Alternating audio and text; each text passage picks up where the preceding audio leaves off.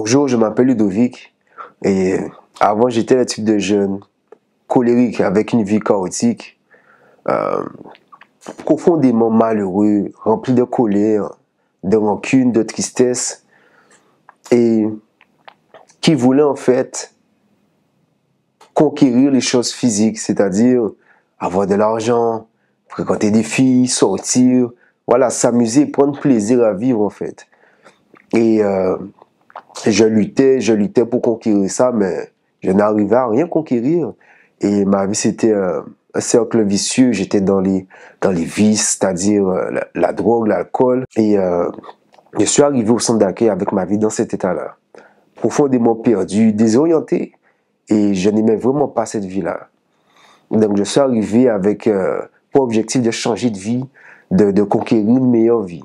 Donc, je me suis concentré au début sur les conquêtes financière, bien sûr, financière, sentimentale. Je priais pour que la famille, ça aille mieux. Et j'entendais parler de cet esprit, mais pour moi, c'était optionnel, c'était un plus. Voilà, c'était facultatif. Et bien sûr, les conquêtes sont arrivées. Les conquêtes sont arrivées. J'ai changé de statut, si je peux dire, dans ma vie, dans la famille, ça allait beaucoup mieux. Euh, je me suis marié. Je me suis marié. Avec mon épouse, on a créé des entreprises. Et les choses ont commencé à marcher. Mais intérieurement, il y a une partie de moi qui restait pareille, c'est-à-dire, je me sentais seul, parfois triste, sans raison. Et malgré tout, malgré toutes les conquêtes que je pouvais avoir, une certaine aise, mais intérieurement, voilà, je me sentais encore perdu de la même façon dont j'étais perdu avant. Je me suis dit, le Saint-Esprit, c'est quoi exactement? Puisqu'on en parle, je voyais les témoignages et je voyais la valeur, la façon dont les gens parlaient, comme si c'était extraordinaire, comme si c'était la meilleure chose qui leur était arrivée de leur vie. Et je me suis dit, ça doit être ça en fait. Et plus j'ai continué à chercher, essayer de comprendre et valoriser en fait ce qu'est le Saint-Esprit. Donc j'ai fait des propos, j'ai fait des jeûnes, j'ai fait des campagnes d'Israël, des jeûnes de Daniel également. Mais c'était difficile parce que le Saint-Esprit, c'est pas quelque chose qu'on va conquérir comme on va conquérir un CDI. C'est renoncer à soi-même, c'est donner plus à Dieu, c'est obéir plus à la parole, c'est se sacrifier soi-même, c'est-à-dire là où on serait peut-être à l'aise physiquement, Dieu nous demande de sacrifier ça et de lui donner et d'agir pour lui, c'est-à-dire évangéliser plus, se réveiller à 3 heures du matin dans la nuit pour aller prier, faire sa recherche du Saint-Esprit.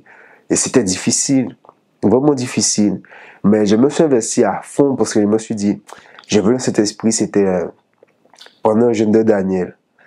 Je me suis donné à 100%. Je me suis dit, cette fois-là, il ne faut pas que ce soit un jeûne de plus, que ce soit des recherches du Saint-Esprit de plus. Il faut que là, je fasse la différence. Donc, je me suis investi à 10 000%. Et Dieu m'a rempli de son Saint-Esprit. Dieu m'a baptisé du Saint-Esprit. Et pour moi, c'est quelque chose d'extraordinaire. C'est le plus beau jour de ma vie. Et mon mariage vient tout de suite après. Pourquoi c'est le plus beau jour de ma vie? Parce que c'est une partie de Dieu qu'on a en nous. Dieu nous donne une partie de lui.